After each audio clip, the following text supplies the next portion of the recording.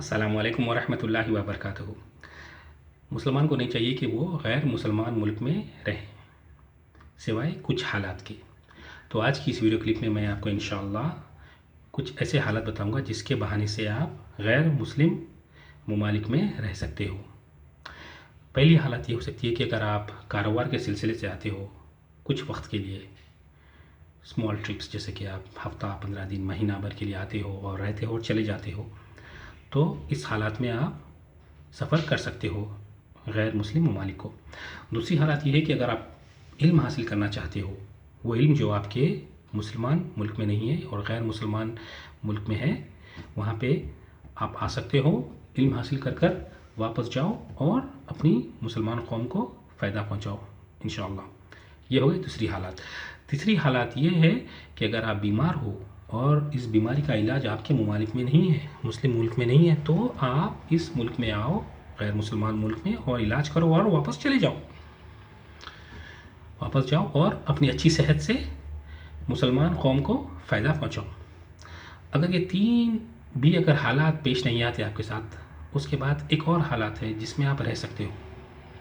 वो ये है कि दावत करो, दावत का काम करो, आप गैर मुसलमानों को इस्लाम की तरफ बुलाओ इंशाअल्लाह। अगर आप दावत का काम करते हो तो आप जब तक चाहे रह सकते हो, जब तक आप काम करते हो, जब तक चाहो, तब तक आप रह सकते हो इंशाअल्लाह। कोई इसमें जो है लिमिट नहीं है उसकी, अल्हम्दुलिल्लाह। अगर लेकिन फिर भी अगर ये चार हालात पेश नहीं आते हैं, फिर भी आप रहते हो, तो जैसे कि आप कमाई के लिए रहते हो, तो हर एक रुपया आप जो कमा रहे हो और हर एक सेकंड जो रह रहे हो इस मुल्क में, ये हमारे लिए हराम है।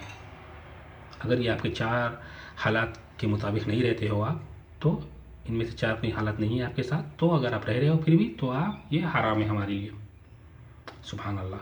सहाबा की यही ज़िंदगी थी। जब वो जाते थे, परदेश जाते थे, तो इस्लाम का पैगाम लेकर जाते थे, तौहीद का पैगाम लेकर जाते थे, और ज़बान भी नहीं बोलते थे, वहाँ का रास्ता नहीं मालूम था, कुछ नहीं था। लेकिन आजकल के ज़माने में तो दुनिया इतनी पूरी ऑर्गेनाइज्ड है कि अल्हम्दुलिल्लाह हमें पता होता है हम कहाँ जा रहे हैं, कब आ रहे हैं, सब चीज़ पता होती है हमें तो अल्हम्दुलिल्लाह। तो आजकल के हालात तो बहुत आसान हैं। कुछ भाई बहन बहस करते हैं कि भाई नहीं, हम जो है ना इस मुल्क में रह सकते हैं, मुल्कों में रह सकते हैं, क्योंकि यहाँ पे कमाई अच्छी है और यहाँ का रहन सहन बहुत अच्छा है, साफ़ सुथरी का मुल्क है। तो उनसे मैं ये कहता हूँ कि उन लोगों को देखिए आप जो 50-60 साल पहले इस तरह की ज़हनियत रखते थे, मुसलमान थे वो लोग। आज उनकी नस्लों का ये हाल है कि आज वो नौज़ुबिल्लाह कई ऐसे मुसलमान बच्चे हैं जो ज़ानी बन गए, शराबी बन गए, जुएकार बन गए, और इनमें से कई हैं जो आज मुसलमान भी नहीं हैं, जो इस्लाम के दायरे से निकल चुके हैं, नौज़ुबिल्लाह। अल्लाह हमारी हिफ़ाज़त फ़रमाए, आमीन।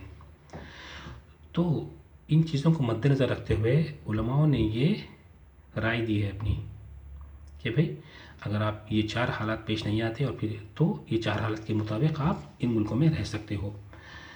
मेरा मकसद यहाँ पे मुसलमान भाइयों बहनों को गैर मुसलमान मुल्कों से बाहर निकालना नहीं है, बल्कि ये है मेरा मकसद कि आप लोग इस्लाम की दावत का काम करें और गैर मुसलमानों को इस्लाम की तरफ बुलाएं। दुनिया बहुत प्यासी है, सुभान अल्लाह। अब कोई शख्स ये भी पूछ सकता है कि भाई अरे अगर दावत का काम करेंगे तो क्या गारंटी है कि हमारी नस्लें ख़राब नहीं होंगी? नहीं होगी ख़राब इंशाअल्लाह, क्योंकि ये अल्लाह का काम है।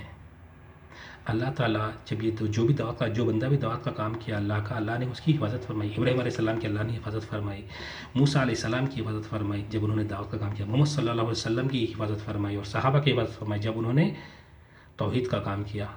तो अल्लाह आपकी भी और मेरी भी हिफाजत करेगा इंशाअल्लाह, ज़रूर हिफाजत करेगा। क्योंकि जब आप दावत का काम करते हो तो किसी गैर मुसलमान को आपकी मकसद ये होता है कि उसे जहन्नुम की आग से बचाएं। तो क्या आप अपने आप को जहन्नुम की आग से बचाने की कोशिश नहीं करोगे? क्या आप अपने बच्चों को बचाने की कोशिश नहीं करोगे? पूरी कोशिश करोगे आप। क्या आप अपनी नस्लों की फ़िक्र नहीं करोगे? इंशाअल्लाह आप अपने बच्चों को इस्लाम सिखाएंगे, हाँ, जिसकी वजह से आपकी नस्लें आबाद रहेगी इंशाअल्लाह क़यामत तक। तो अल्लाह जो भी कहा गया और सुने गया उस पर अमल करने की तौफ़ीक़ अता फ़रमाए, आमीन। अस्सलामु अलैकुम व रहमतुल्लाह।